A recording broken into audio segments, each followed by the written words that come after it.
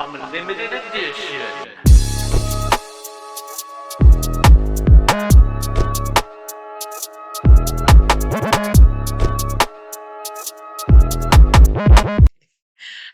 Welcome back to another episode of the Black Sheep Podcast. I am your host, Toshiba Smallwood. And if you haven't had an opportunity to check us out, be sure to like, follow, or subscribe to all our social media outlets. Guys, if you are interested in the Black Sheep coming to a city near you, if you're interested in coming on to the podcast, be sure to DM us or email us at theblacksheep@gmail.com.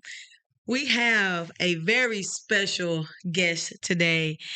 And I know I always say everybody's special, but everybody's special to me. But this is a little deeper on the special for me today. We have Miss Anastasia the Bold today. She is an entrepreneur. She is a comedian.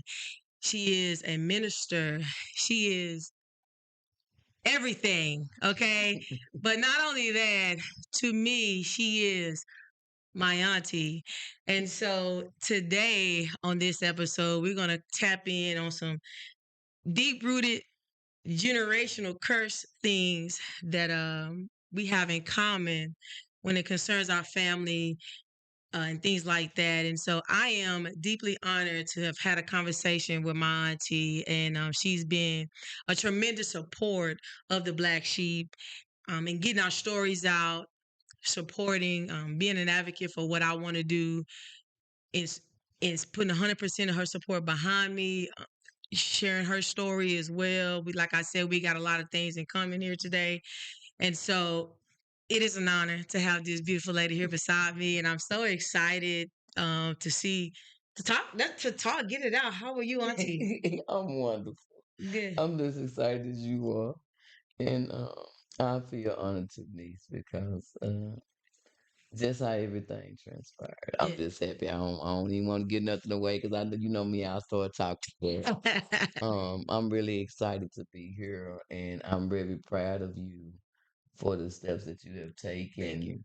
taken to heal and to make people be hold people accountable and things. And I'm just really proud of your journey.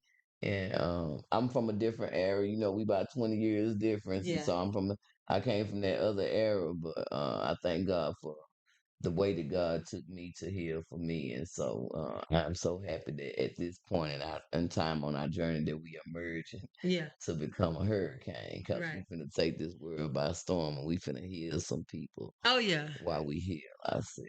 Oh yeah, we're gonna do tremendous things together. I'm super Mhm. excited. This is just step one of a Yeah, million things that we can this do my niece. together. This my niece.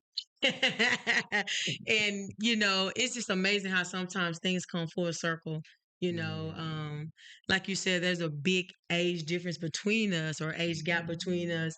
However, certain things in life come full circle Yeah. or have certain similarities Yeah. along a journey. And so it's very important that along our journey that we talk about these things, man. We've been silent all our lives, some of us, um, and just my goal in this is not just being transparent about how far I've came in my healing journey, but to be able to pour back into other people and to help them along their healing journey.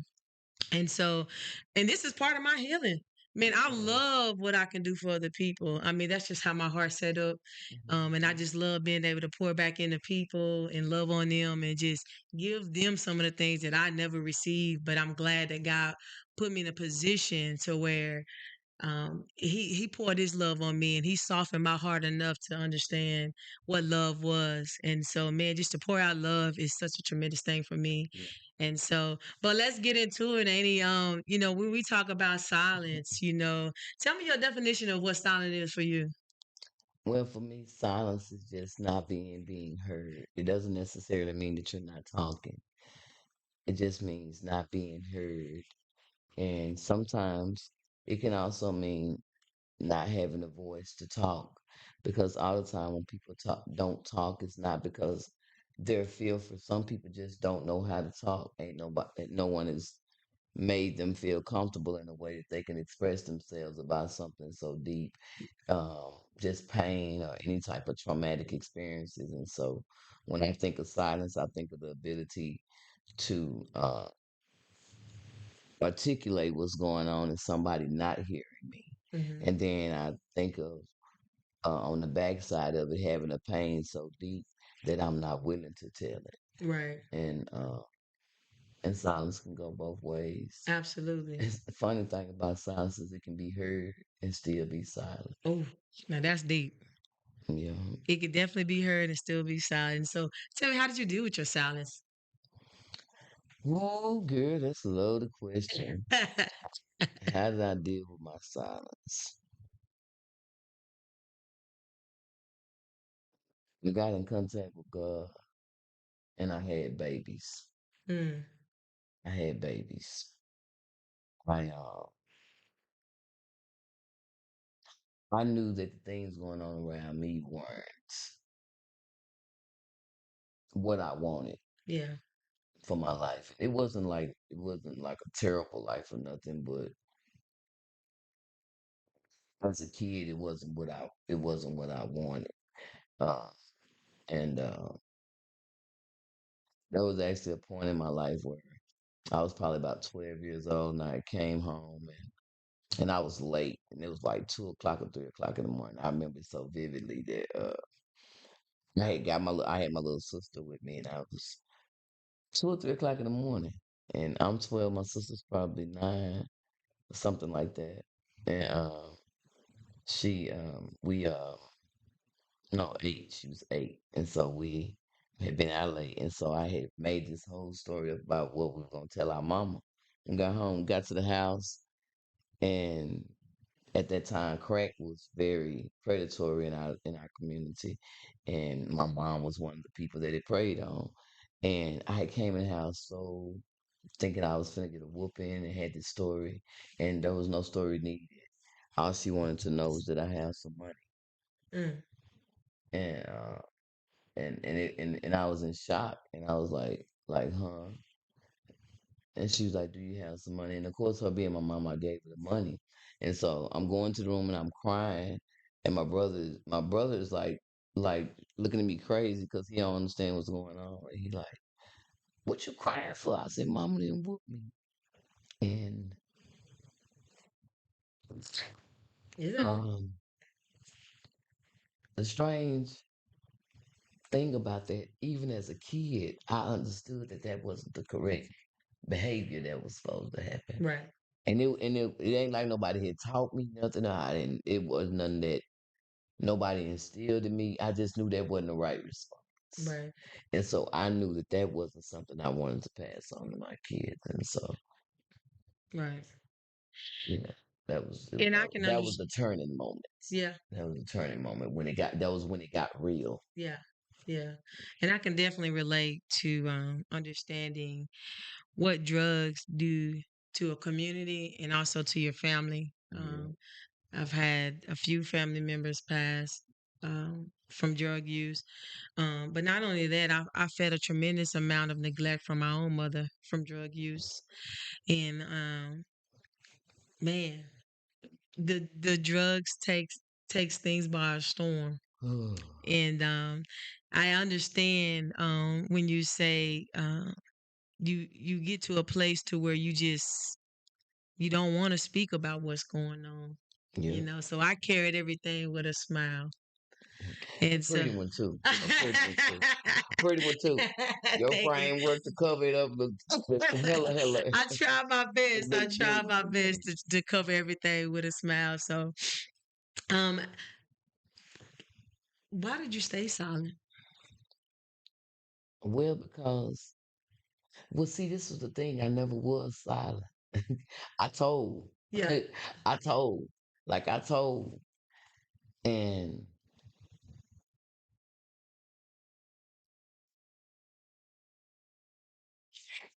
it's okay. Take your time.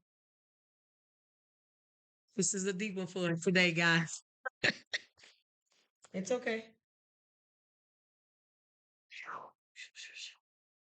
So I'll tell you why I stayed silent. yes. I stay silent because I remember from the first time Yeah. having a traumatic experience at 6 years old, and I watched my mom ignore that. Um, um, and she indulged more in her drug use. Um, and so for me, um, it told me early on that my mother wasn't going to listen to what I had to say.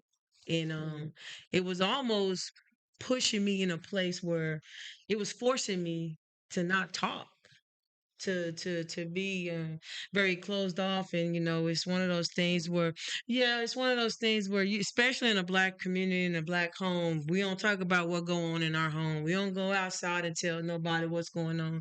And so I found out real quick, you know um while I was four, I had to be quiet. And when other things happened along my journey, my first response was, my mama ain't gonna believe me no way. And wanting her to rescue me was always, but she never could be my superhero. Anissa, I tell And by the way, I did not say that my mother is her sister. you. Yes, So yes, yes. um we And got to go there. yeah. So I'm gonna answer your question. Why'd you stay silent, Auntie? Why did I stay silent? Okay, so first of all, I didn't stay silent. Hmm. I told them I was the kid that would like tell on people. And no, it wasn't that they didn't hear you. They just made it seem like it wasn't nothing. Like, go sit down, child. Hmm. Like, what you talking about? And then like after they ask you like, what did you talking about like 3 times? You like, well, maybe I don't know what I'm talking about. So this a confusing answer. You can't process it as a kid. You can't process it. So I had several instances where um speaking out didn't go so well. I had my little sister, your other auntie that you look like, your ain't my sister Funky. Um, yeah, that's her real name too. General Funky, her name is Funky. That was her nickname. She was R.I.P. today Funky. she'll argue with you by calling her Funky. That's her name. But my sister name was Edra Bolden, but Edra Bolden Smallwood. And when there was an instance, my sister, and I gotta describe her so you can understand. My mom is chocolate, my brother is chocolate, my sister is chocolate, my grandmother is chocolate.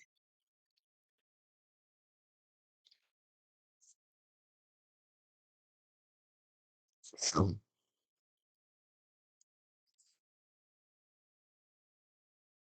I had an issue with being the lightest one because there were times I would get meddled because I was the brightest kid.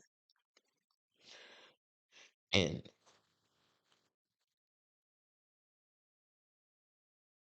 I thought that being darker was better. Hmm. My hair was short. Uh, I cut it off. I didn't like hair because I had been molested, and I thought being pretty is what got you molested. So I didn't want hair. So my sister had like really thick, pretty hair, and they would twist it in them double twists, and they would be like the real fluffy.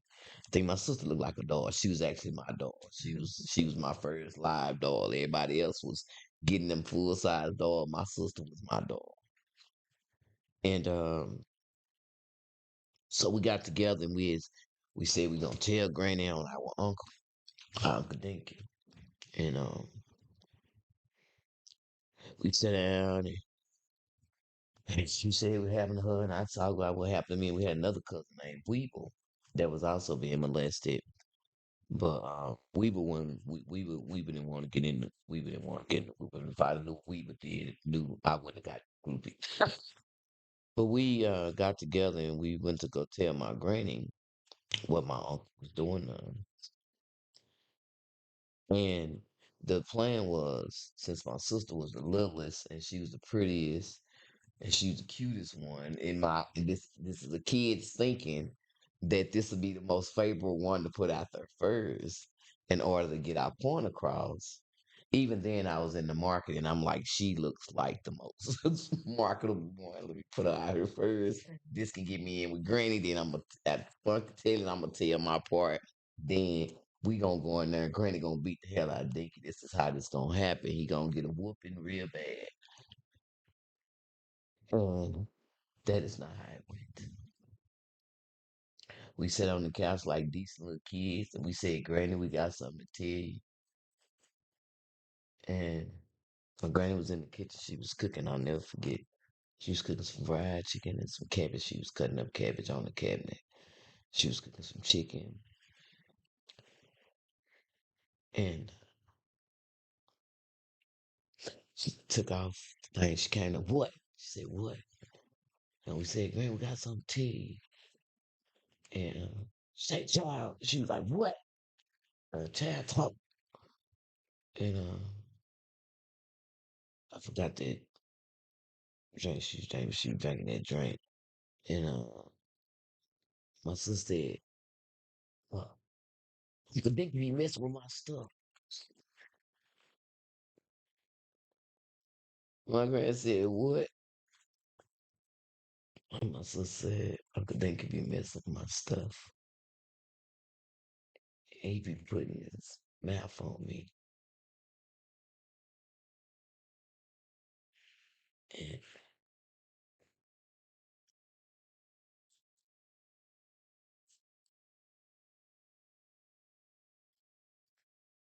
It's safe to say grandma reactions wasn't favorable. it was not. Um, She called my sister everything but a child.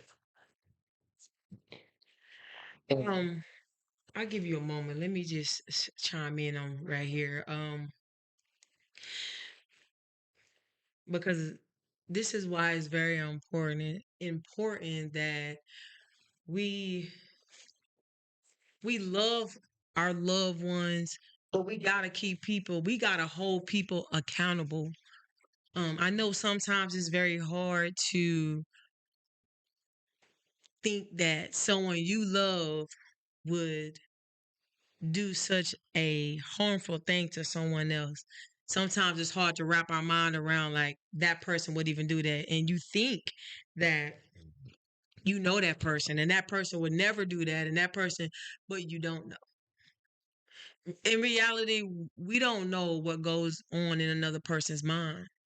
And the way they think and why they think this way and why they, you know, do the things that they do and why they chose the things that they chose. I want to go further to say that what was so astonishing about the whole thing was that here we are kids. We kids, like we little. And here we trying to explain something that's beyond a kid's ability to explain. Then an adult that you think is a supportive, respectable person who is supposed to protect you and like look out for you turns around and turn on you too. Yes. And like they start calling you names. Yes. So now you have two emotions to deal with. You have to Right. deal with, do I take this pain over here Right. or do I bear this pain over here? And you have to choose that as a kid. Yeah. You You have have you to make grown people decisions. as a kid.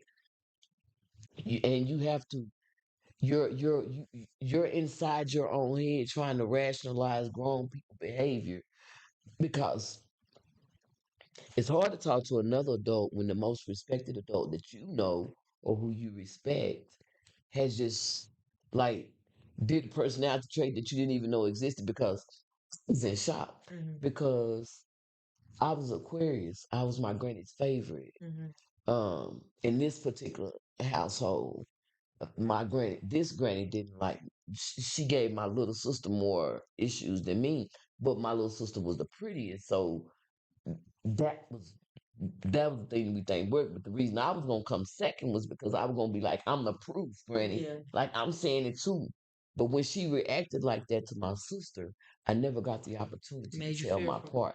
And so it wasn't until years later that I apologized to my sister because I didn't even know what to say to her. Because I kind of left, I didn't even tell my part. And I felt like I dropped the ball because I still should have said, well, he did it to me too. But her reaction to my sister put silence in my throat. Yeah. And then I didn't understand it. I was like, and I'm looking at my sister and I'm like she little. That's all I could think was like she little. How can she make something like that up? And my grandmother said that my sister was she must have did something to make my uncle want her. And I'm saying she little. Like She a kid. she little. How she can do that? And I understood this as a 7-year old. My sister was like 5. Yeah. And I knew as a 7-year old, the way that my granny wasn't thinking wasn't right. So I know that where I'm at now is where God intended me to be then, Yeah. even in my childhood spirit, because shit didn't make sense to me. Right. Um, Yeah, you free to say what you want here. yes, that shit didn't make sense to me. Right. And I understood it didn't make sense. Right. Yeah. And I didn't know what the word accountable, Yeah. but I knew some motherfucking shit wasn't right Right. with like what we was telling them and how they was responding. And I'll tell our listeners here how important it's been to feel like I've arrived, to finally find my voice and to be able to use it for good has been a tremendous thing for me.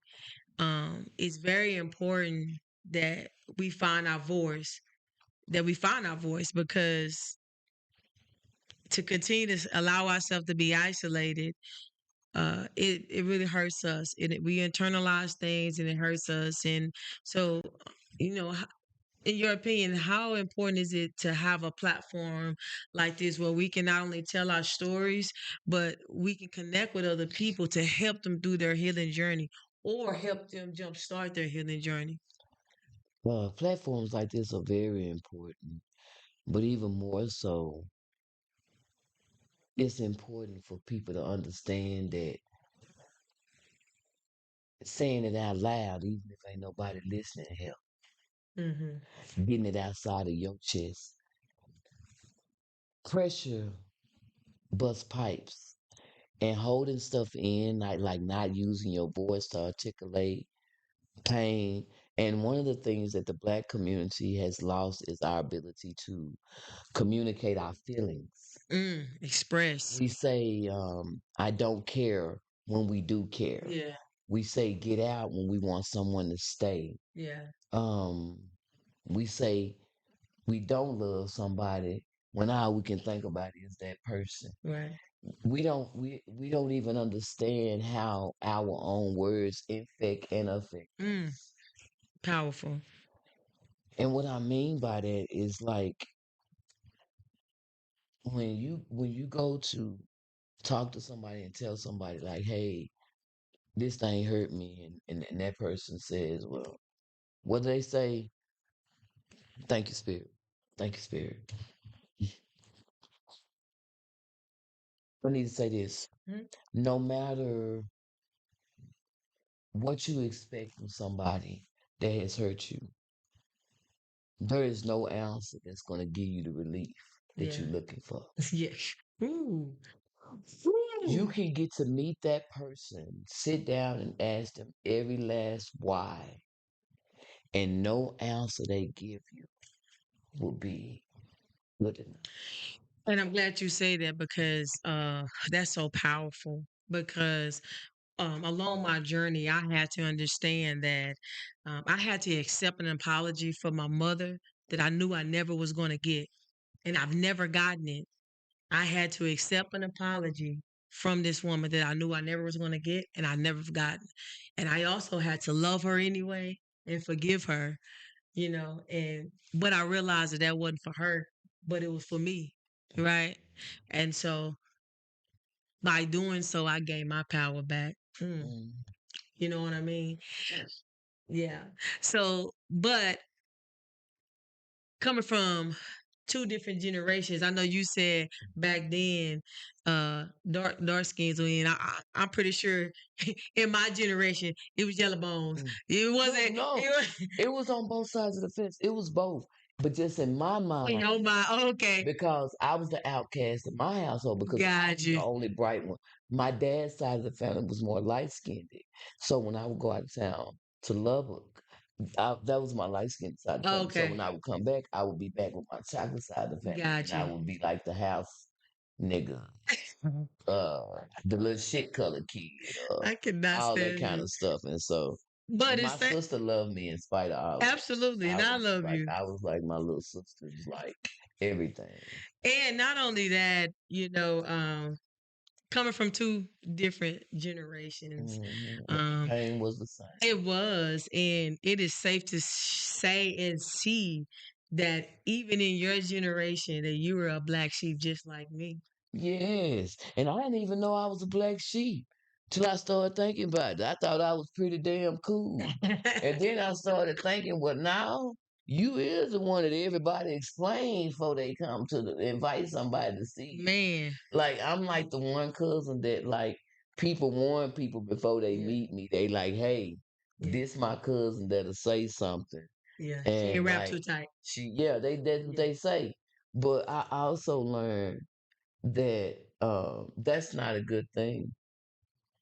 That's not a good thing because what people are really telling people is that she's subject to disrespect you and you gotta accept it. Mm, And it was right quite likely true. Because I was, and I thank God for growth to where I got where I could tame my tongue and everything that wasn't yeah. necessary to be said, but the things that I did see that needed to be said, I didn't let slide. And so when we tap into this journey, Mm. I told myself that I didn't know what I was gonna call this episode, honestly. But one thing I want people to know that in this very moment, that uh, you get an opportunity to hear what generational curses sound like. Yeah. You get an opportunity to hear where we come from and what healing sound like. And as we begin to go down this road together and talk about this, uh, we have a very similar story. Mhm. Um, and I started by I hadn't talked to my auntie in quite some time, some years, and just going as I began to do Black Sheep. I've always stayed in contact with her brother. Shout out to my aunt, Mr. Coop, Hey, big the bro, Pokey. the Lubbock the Lubbock Rapster, But Flatland King, yeah, Flatland yeah, King. Flatland King for Yeah, sure. yeah, get it right before we get rolled off the show. But he was a very comforting soul for me. And I kind of would, which he's my mom's brother, and I would, I obviously just talk to him about some things. And he would always insist that I needed to talk to her. You need to talk to your auntie. And I was just like, okay. And I would put it off for quite some time. And then I finally was like, there's some importance behind this for some reason, because he's adamant about being able to talk to her. And so I looked her up on Facebook, and I saw that we had several same followers, and I'm like, Lord have mercy, how did I not even have her on my Facebook? But then not only that, I saw one of my favorite cousins um was had a friendship with her, and then I reached out to her and I said, hey, could you connect the two, connect us? And she said, that's my best friend, right? And I was like, good. you know and so she called immediately, and we got on the phone. It was crazy because when I say, hey auntie, she knew exactly who I was. This Sheba. Hey, I don't want none of y'all calling me that either, okay? It's Toshiba, or T for those who know. But she said, this Sheba. And I was just like, hey, Auntie, I need to talk to you. I want to talk to you about a few things if it's okay. And I would love an opportunity to talk. She said, of course. And so we exchanged number, we text. But in that conversation, when we began to have a conversation, I told her that, I kind of told her what we were doing at Black Sheep. She exchanged what she does in her ministries and all the things that she do. And one of the things that um Spearheaded the conversation. I want to take a moment because it's very important. It's very important. What would have been very pivotal for both of us is that when they tried to tell her grandma what happened to them, had grandma had said something or done something, I never would have had to experience the things that I experienced as well. True.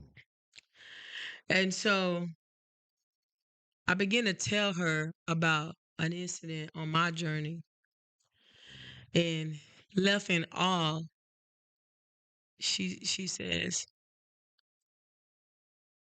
that happened to me too. So share a little bit of your story. So I'm gonna start with paraphrasing my niece's story to get to my story.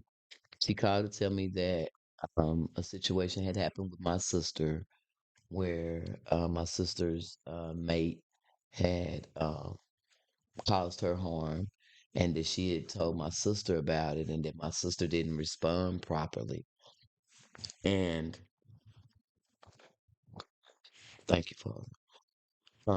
By the way, Mr. Johnson, you sick. And so I began to tell my niece, I said, well, your mom making possibly the reason that your mom doesn't know how to protect you is because your mom wasn't protected. I said, and I began to tell her a story of a situation that had happened to us when we were children. Um, um,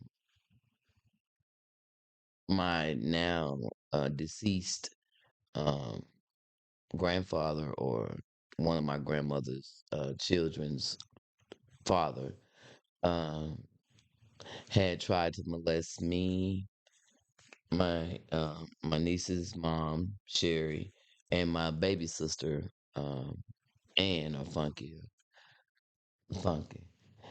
Yes, ma'am. And uh, and she I was looking to my sister, my big sister, which because her mom is older than me. And so when everything happened, I was just like, "Sis, like we gonna fight." Like I was like, "Is you gonna fight?" I just thought she was supposed to do something because she was like a year or two older than me, and she was taller than me, and I just thought she was supposed to do something.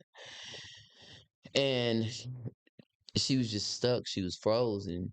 I remember this like just like stuck, like just I don't I now in retrospect I know it was a look of, I have had this experience before and I don't know what to do, because no I don't know what to do because my sister was frozen, and I had been getting molested already by my uncle. This was my uncle's dad, and I was like pretty much like fed up.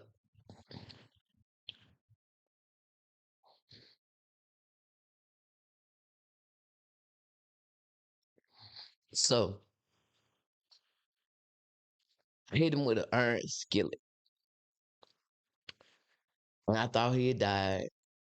Um, and me and my two sisters, we were in the bathroom and we hid. And then we called our moms. Um, funny thing about crack, this is so funny. We called my sister mom and my mom. Now, this this the funny part. My sister that me and my big sister share is the one who make us sisters. So both our moms worked at the same nursing home. So we called them and let them know, like, hey, Papa did this. We hit him in the head with the thing. He's laying in the kitchen. and we called the 911 people. So they came. So long story short, they knew we were telling the truth. I had hit him with the skillet. CPS got involved. They took us downtown to Stemmons Freeway. They Took took you us where? took us to Stemmons Freeway, 8787 Stemmons Freeway on 35th floor. I'll never forget it. 27th or 35th floor, one of them. And there was a man there, a psychologist guy that you go see, and they got us in there, and everybody knew we were telling the truth. But when they got in front of this white man, all of a sudden all the grown-ups got amnesia and started making the kids look crazy. And it was the most astonishing thing. And I don't know why they put me up first. And I guess it's because I was the most articulate and I wasn't scared. And so if you pretty much take me down, it's pretty much sink the whole ship because sis wasn't gonna talk. Yeah. They was already kind of scared. I was like pretty much the only one saying, well, this what he did, this what he did. And they just made us look crazy. They just act like they didn't know what we was talking about. And then the doctor, psychology man, every time they would say what happened. I would explain to him what happened. This is what he did. This is the things that just telling them, and they would say no. They would say how, what, but we had just said how. We had just said Right. what. But the way that they questioned us made us feel questionable about the answer we Answer was put giving. out there. So it made us pivot our Influenced your answer. influence our answer. Right.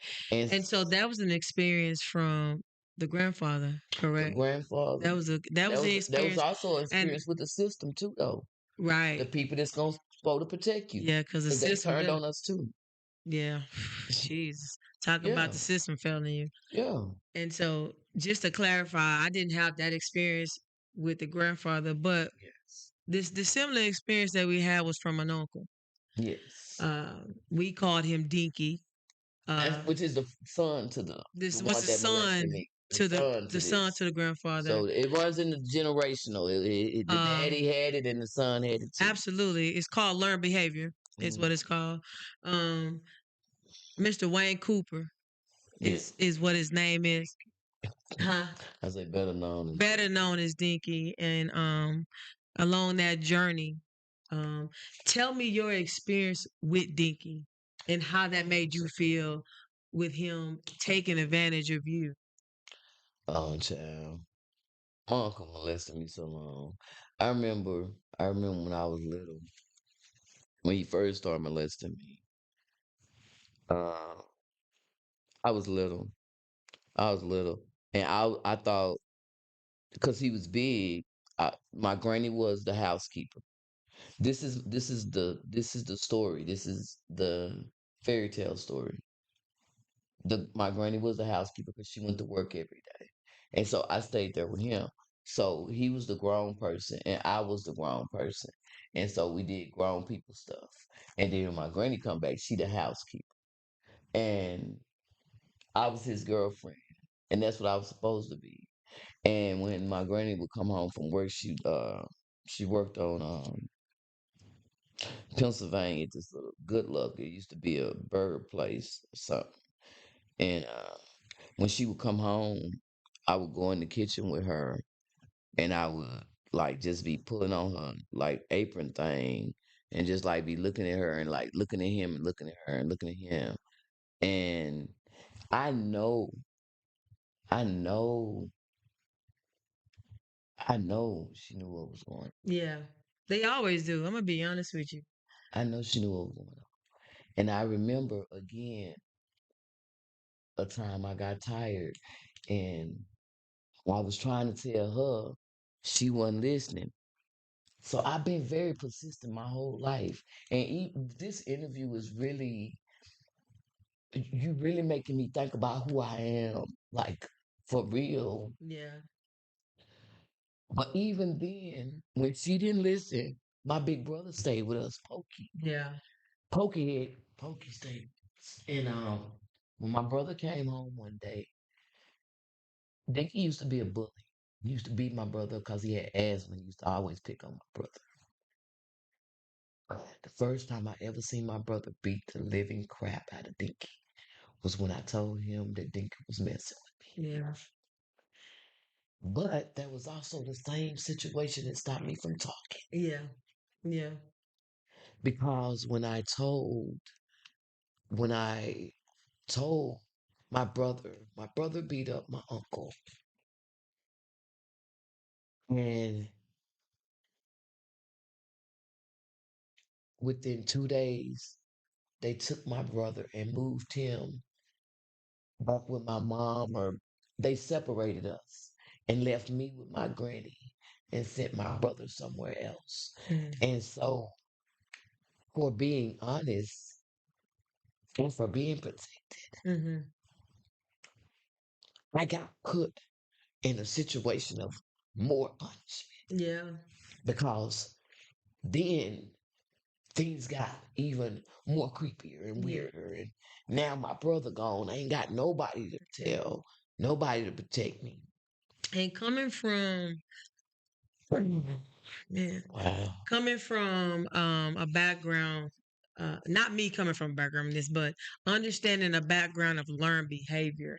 You know, my mother's husband, he comes from a background of learned behavior. His father being a molester as well, and that's why he was who he was, and no one would tell.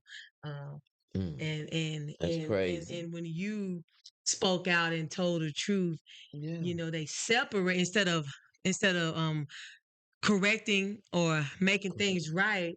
They They separated the one that separated you, protected me and left me with the pedophile. right. But for me, it left me homeless. It left me completely homeless. Wow. um and Wow. when I became homeless, I ran into Dinky. And from sleeping on a train in Dallas, ran into him, and he offered help. So, thinking there was a safe place for me to just at least have somewhere to sleep, have somewhere to go, and I didn't. And I encountered the devil. And he took full advantage of me. And I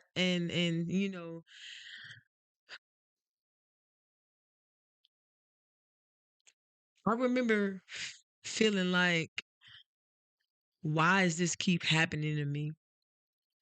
I remember my last feelings of feeling like, why am I such a target for something like this? Because this wasn't the first time, but it was my last time, because I vowed to myself that if this ever happened to me again, it wasn't going to end well for whoever tried it. But it also left me in a place of isolation, a loneliness again, um, not knowing who I was. Uh, To make you think that. But and and it thrusts you into so many different realms, um, trying to find yourself. trying to find yourself. And so, as a little girl, I completely lost that little girl. But how did it change you? Oh, I grew up quick. I learned how to manipulate fast. And I'm not even being funny when I say this. Because of so much abuse, shit, I was taking grown women husbands. I ain't bullshitting. By the time I was 15, 16 years old, I was a beast. I was a beast and I didn't want nothing young. I was preying on the people that preyed So on it, me. it made you a predator. Yeah, it And, made and, me it and made me predatory, but I yeah, didn't you didn't rape and nobody, I ain't rape but you nobody. you preyed on. I took advantage of the fact that they wanted to take advantage of me. Right. You knew how to counter it. That's what it sounds Yeah. like. Yeah, Okay. I played chess. I ain't playing, I played chess. And I made major moves. I didn't even know like I didn't even know what a pimp was.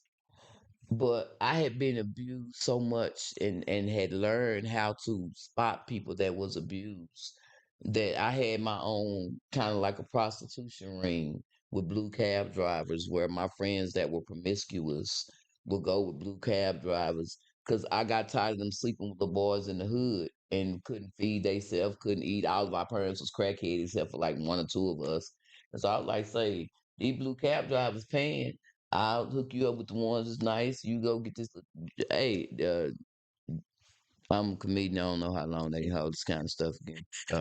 Let me do a disclaimer here. I'm Anastasia Bolden, stand-up comedian. These are just jokes.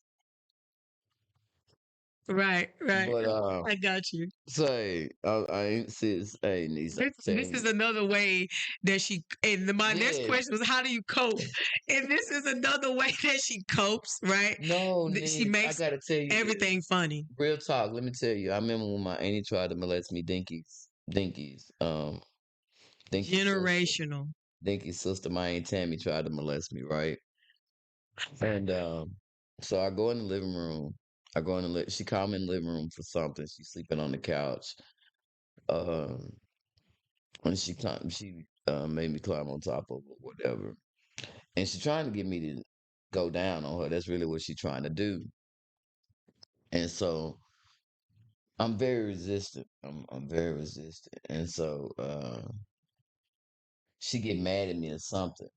And so I know that she is like a prissy person, like my aunt was like really like a real elaborate whore, and like a super sophisticated one for the hood, and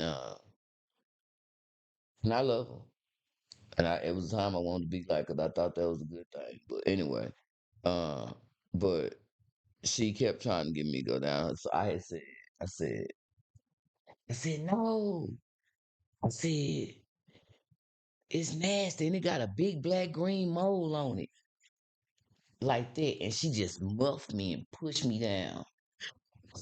And but it got me out of the situation. Right, right. It's not funny, but Yeah, nigga, you make shit. it I don't funny. give a damn. It got me out of the situation. She didn't want me to try to eat that barracuda no more. So, but this was the astonishing part. When I went back in the room, all my brother and them and everybody was standing up in the floor. Like, what she do to you? And In you realize, retrospect, I realized that she had been doing it to everybody. yeah, They was expecting me to come back and tell a story because they had been going through some shit too. And so, man, it was so much deep rooted shit. I remember say, man, say even on my daddy and them side, even on my daddy and them side. I remember I was in my bedroom one time, and I still don't know this to this day which one of my uncles was molesting me because I wouldn't open my eyes. mm, But I remember my grandfather coming to the room, and my grandfather was going to the bathroom, and one of my uncles was in there, and they was trying to like, fondle me or whatever, and I just like had my legs closed real tight. I remember just squeezing my legs closed real tight, um, and I think that's the reason I don't like flicks and stuff because it used to always be a Playboy book in my room. mm, And Spirit just showed me that that is why I don't like flicks and stuff mm. because that book used to be It's a the trigger. the thing for me getting some bullshit happening to me. Right. But I remember my grandfather came to the room and he said, "Boy, what you do in these girls' room?" And whichever one of my uncles it was, he said, I'll root for some. He said something like that. My papa told him get his ass out of there. And he got out the room. But my grandfather went got a shotgun and came stood in front of the door. I never got up. I never turned I just turned over, peeked. My grandfather stood in front of our door with his gun like this. Wow. He should have did. And victims, well, I won't call them victims, survivors Man, gee God. of being molested and raped, as I stated that sometimes Here's a it can, difference too. yeah. Give me your definition of molestation and rape. Molestation is usually by somebody who you know or that's friends with your family, somebody who you comfortable with. And molestation has more to do with mind manipulation. Um, oh, I'm gonna kill your mama if you tell it. They gon' think you the one did this to me.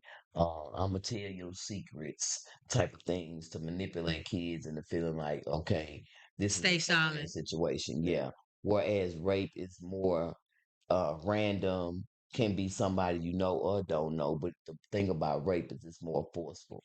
Molestation is more about manipulative ways to get you. It's still painful, it's still hurt, but someone is acting like they care Mm-hmm. in molestation. Mm-hmm. And it's just crazy. And then incest, has to do Right. with it. It's a family member.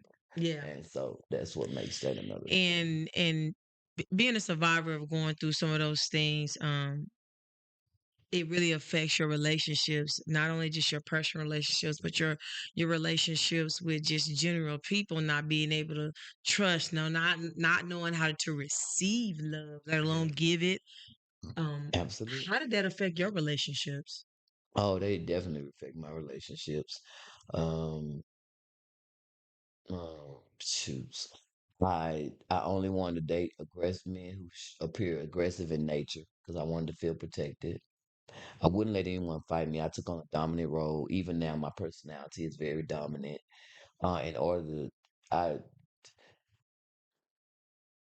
okay, so I didn't know this. My brother told me this. He said I cut off my hair when I was about 7.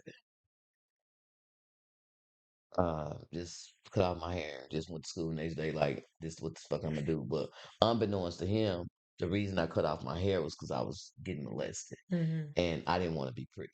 So I cut off my hair to like take away from my attraction. Yeah. Well, it seemed to make my appeal stronger because then I got more vocal. Mm-hmm. And men, for whatever reason, as a kid, well, as a young woman, 16, 17, 18, when I was in control of who I dated, older men liked the fact that I was vocal, but young men didn't. Mm-hmm. Older men say, I love the fact that you speak your mind. Older men, younger boys say you talk too much. And so, um, the molestations, uh, prime example of knowing too much before your time and not being in the right age range with somebody who's in your same age compatibility. My molestation had me so far advanced that when I got ready to have sex with a young man that was my age, I did a position that literally the young man was like, uh, You couldn't. I don't even know what to do with what you doing. Right. So I'm just gonna leave Right. because and it was so funny because it was funny. It was actually very funny because he was an older guy than me. And I thought this was what the boys, I thought this, I was He giving him the thought he right knew what he thing. was doing. Yeah. And so when he saw that I was able to do that, he was like, hell no, you know too You much way or too something. advanced. Yeah, you're definitely advanced. And so So, that was one, it was funny. That was one way. And then the other way was by me being so far advanced, I was able to attract men who had money and jobs and stuff because I was young, pretty, and then I knew how to please a man. I knew how to be every character because from being molested, I learned how to be whatever the person wanted me to be to get them to get off of me and leave me alone. So if I needed to be weak and cryy, I'd be weak and cryy. If I needed to fight you to make you leave me alone because that was where you got your whatever off at from me fighting, then I'd be that character. I learned how to camouflage to be whatever mm, people needed to be me to be. That yeah. I was camouflaging so long I didn't even recognize myself no Oh more. yeah. I know that. Yeah. I know that. And as you begin to come through your healing journey, and what made you realize that you have to heal from that experience? Well, for me, I was in my late 30s, early 40s. I was dating a young man named Michael Sneed, and the healing process take time. You got to be ready to do the work. You got to be ready to be accountable. You got to be ready to be real with yourself. Yeah. Uh, and and and even when you have all that in place, it's still gonna come some places that stomp your foot. And I was with this young man and I was fighting him because he loved me. Mm. I had him pinned in a corner. I there was a time in my life when I was a man beater. I was like, You were an abuser. yeah, I Okay. yeah, knocked the hell out of men with no. And this was the thing. I couldn't beat the men up that I was abusing. They were stronger than me, bigger than me, and highly capable of whooping my ass. But because of how much they loved me, I knew how to manipulate them to whoop their ass and then make them accept it and then feel like it was their fault. Mm. I ain't lying. Way to be transparent there, because a lot of us, it's real easy. Excuse me. It's very easy to be caught up in the things that we say that has happened to us, right? But we very sudden um, share our experiences from a transparent side of things, of knowing like, hey, but this is who I was and this is who I became because of my journey. And I really believe in being transparent, and because that helps, bring people out. And I think, for me, one of the things that made me realize that I needed healing and needed change was the amount of anger I resembled to my children. Um, But because I understood that I wasn't angry at them, I was really angry at my mother. And because she hadn't taught me how to mother, and I'm trying to do that. And it's, you have your kids that sometimes they're rebellious and whatever that they're going to be at those times. Um, I I realized that, what, this is me, and I had to be accountable to myself and also to my children. I've actually went back to them and tried to do what I could to make the amends there. But just having that accountability piece, and I understood that, like, my anger issues, um, it wasn't them, it wasn't their fault. It was what had happened to me, and I didn't know how to have self control in situations where I felt triggered, and I was sending it back out to my children. But along our healing journey, also, I always encourage our listeners and our followers to have two things, because I feel like, and I know that these are two tools that are very, very important to your healing journey. Your healing journey, and that's having, one, a relationship with a higher power. And I know you to be super spiritual, and I love that about you.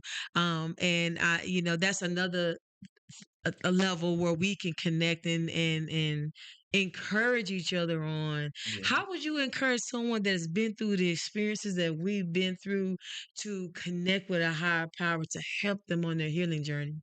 Well, if they still hear God, then I really let them make Amen. it. And my ministry is called Pimp Ministry, but it stands for Pushed Into My Purpose. Oh, that's And good. my motto is all hoes welcome, all highly optimistic souls. That's what hoes stand for. Okay, okay. And what that comes from is my deep rooted belief that nothing happens to you, everything happens for you. Yes. There is no woman on the street because she want to be on the street being a hoe. She's actually using what's being used against her in hopes that somebody will see something more in her while she's using her body, that somebody see her brain and save her from the streets. And so when I say hoe, I say highly optimistic souls, they just people who have misplaced who their identity are based on things that happened in their past and haven't been able to find themselves. And so with that said, with that Niece. niece, She want to you call know me her how sister. we She be called me sister, ain't it's cousin, look, I but it's know. niece. Cause we when we be rapping, it be feeling like she my big sister and my little sister at the same time. And look at it, she ain't no little niece around here. We whole people. But now though, but you really have to be aware. Just be aware. And when it comes to talking to God, a lot of people be feeling like they not connected or like God can't see what's going on. But if you have ever had a situation or a time in your life where you say something told me not to do that. Something told me to get up and leave. Something told me this or something told me that. Right. Anytime you say something, it's always something telling you something that can save you or something that help you or heal you that you decided not to do because you didn't know who something was. Well, usually when you're not listening to something, that something is God. Yeah. That's your intuitive. And and I want to say this. I had to stop looking outside myself for God and realize Right. that he was close because a lot of us be thinking he far away. Mm-hmm. He ain't. Your ability to survive, your ability to keep going, even that anger that keep you fueled to not let you stumble and keep saying, I'm gonna get them one day or another day or sooner or later. That's the God energy in you. And even if you ain't realized or knowing what you want to do with it, there is a purpose in it. All your pain has a purpose. Nothing you have went through is for nothing. And one day, the very story and the very thing that you have been through, somebody is going to be needing to hear that story Absolutely. so they can heal. And so our journeys are our journeys. So, and I want you to know you ain't never got to be ashamed of nothing that doesn't happen in your life as far as people are concerned, because that was a big thing that kept me quiet too. Back to one of your questions, one of the things that kept me quiet the most was worrying about how people would think about me if I've Perception been of molested. people. And Perception of you, people. what I realized is when I started telling my talk and talking my talk, it was so many Me Too's in the building. Mm-hmm. Mm-hmm. I thought Me Too was a movement. It actually is now. Me Too. And I'm just like, that's why you got to talk. Right. Because the people in your circle that you think hang around you and you just really don't know why and you think they better than you, it's something in you that attracts them because it's something in them that you don't know about. Mm-hmm. And we can be looking up to people that look up to us because they see our strength because we are open book, not knowing you are inspiration for them because they can't tell their story. Right. And lastly, I know this is gonna be a kicker for you, but just because I know you, but I also encourage therapy or a life coach like myself. But tell the people tell the people your thought process on therapy Okay. because If I you, know it was a journey for you. well, I'm just going to say this. God has been my therapist. He's been the best therapist for me. God. Because my experience with MHMR and the like was not good. All they would do is ask me about my problems, get me riled up, have me crying, talking about my past, and then my time would be up. It'd be my 15, 20, 30 minutes was up. And then they would send me back out into the world to where my pain was surfaced and I was feeling like a wreck and I was speeding and flying through traffic and very volatile and very destructive to myself. So therapy didn't work for me. However, if you get a therapist that truly listens to you, writes down your emotions, can reflect back to you what you said, pay attention to what I said, if you get a therapist that knows how to reflect back to you, do I hear? So what I hear you saying is, and they say back to you, is this what you mean when you say that? That means they're absolutely listening to you and they understand how you articulate. If you have therapists that every time you say something and they say, well, how does that make you feel? And then they say, how does that make you feel? And say, well, do you need medication? That's not a good therapist. Somebody who tries to give you medication every time you have another problem is not somebody who I would Recommend. recommend as a good person. I think a good therapist is somebody who treats you how to shows you how to do therapy by being therapeutic without medication. See, therapy means listening, talking, learning how to breathe, paying attention to your thought process, what's making your heart beat fast. What about this person is triggering me? What is the cologne that they wearing? I know for me, men that drink and have alcohol on their breath, I immediately get turned off because it reminds me of child molestation. Okay. That's can't touch me in my sleep. If well, not, now I'm married. My husband can.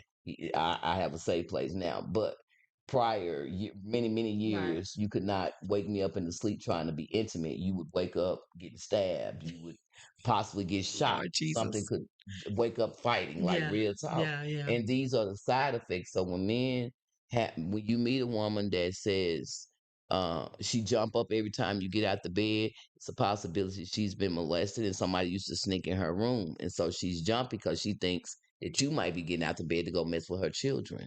So those are like the side effects of this type of stuff. Right. And so for me, That's a deep thing too. yeah, it is. And so, and that's a good perspective on, why therapy may not be good for you. For Mhm. me, It's I encourage volatile. it. However, um, when you don't, when you can't find a good therapist, find a good coach. I am a Yep, life that's coach, me too. Yeah, so that's what I and do. I coach. I do want to change the stigma around therapy. Therapy has helped me tremendously. I'm an advocate for it. I believe in it. I sleep in it. um, And I'm gonna say this, niece. I ain't gonna say not now therapy because I do meditation okay. and meditate. I do meditation for therapy, and I talk to people. I just ain't talking to nobody in no white shirt. I talk to other people who have already survived Who's been through some things. things? Yeah, I Yeah. talk to people who have life experiences Right. rather than Book validation. Yeah. book So that's experience. I say that because I want to talk to somebody who knows where I'm coming from. I Right. don't want to talk to somebody just because they read a book and think they know something about me. That there you go. That's Having my take on therapy. having someone very relatable, but Yeah. just give it a chance, give it an opportunity. She gave you a great gave you several Qualifiers. yeah, examples on how to identify a good therapist for yourself. And if you don't know how to do that, I am more than willing to help you find a therapist. Just DM us. So And I have a very good friend that I recommend. When I did go to MHMR, I had a young lady. She has her own psychiatric place now. Miss Kia Davis. Now, and I'm serious. She has a very good therapist. That was the one person that even after I left MHMR, I stayed in contact with her okay, because she listened. She could tell me everything that I when I from the session before, even though I replay. know she took notes, she didn't take notes on little details, you know what I'm Right, saying? And she could remember things that was very pertinent to my healing. right, And so she is somebody who I stayed in contact with as far as when I feel like I'm about like if some pressure get heavy and I feel like I'm about to break or go back into some right, things. So yeah, right.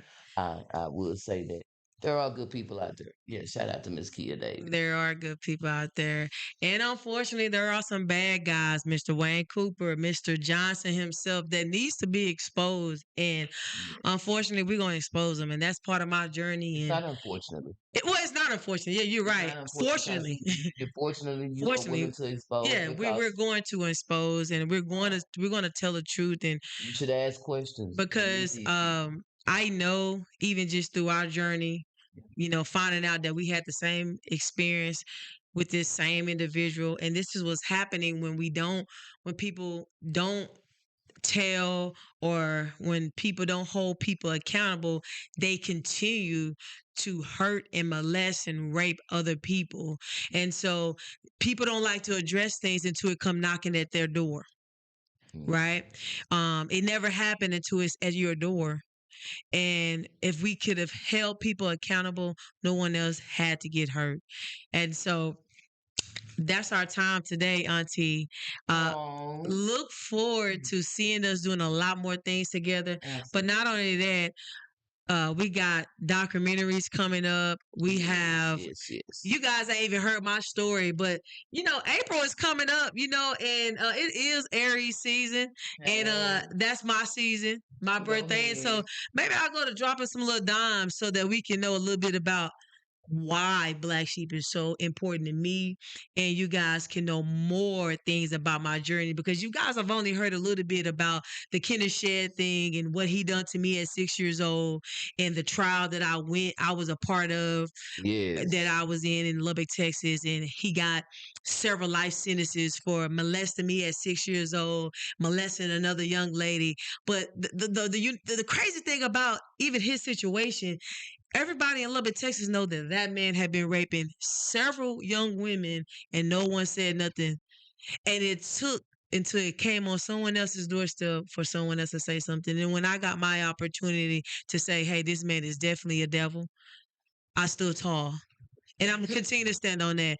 So with that being said, thank you, Auntie. Thank you for being here. Absolutely. May I tell them about my show that I have on the 31st? Absolutely. Go ahead, real quick. Please, because it's going to be a black sheep type show. Oh yeah. Oh yeah, because this is Anastasia, dysfunctionally functioning, uninterrupted. I'm doing my 1 hour special on March the 31st. This coming Sunday. It is Easter Sunday, but the show does not start until 8 p.m. But I am going to be going live, and it's going to be recorded live for television. So come dressed to impress. I would love for you to be there. But this show is going to be a phenomenal show because the topics that we talk about on here are going to be part of the laughter there, because the same thing that make you laugh or make you cry, and what make you Amen. cry can sometimes bring you laughter. Watch Amen. me put a dark cloud or the silver lining on them dark clouds. Come and see me on the 31st. And she's super funny, y'all. I promise you, she's super funny. So if you haven't had opportunity to go catch her out while she's doing her scene and her as a comedian, please be sure to look her up and follow her and get on go to one of her shows. And so last thing, guys, if you haven't had an opportunity, please like, comment, and support us here at Black Sheep. Um, if you are looking to tell your story, or if you would like the Black Sheep to come to you, if you would like life coaching, if you need something from me, whatever it is, be sure to DM us or email us at theblacksheep@gmail.com. And remember, last but not least, the things that you are silent about are the things I want to talk about. I see you next time on Black Sheep. Thank you. Toodaloo.